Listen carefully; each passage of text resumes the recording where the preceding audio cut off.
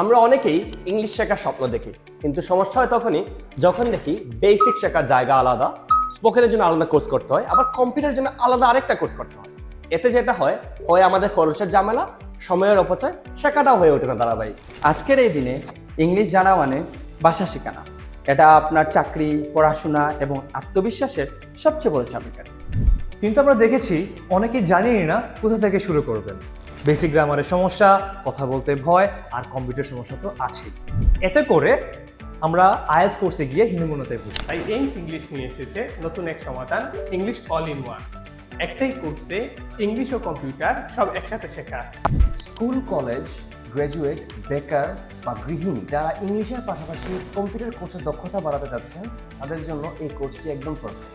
এটা শুধু শেখার কোর্স নয়, ফাউন্ডেশন করার যাত্রা।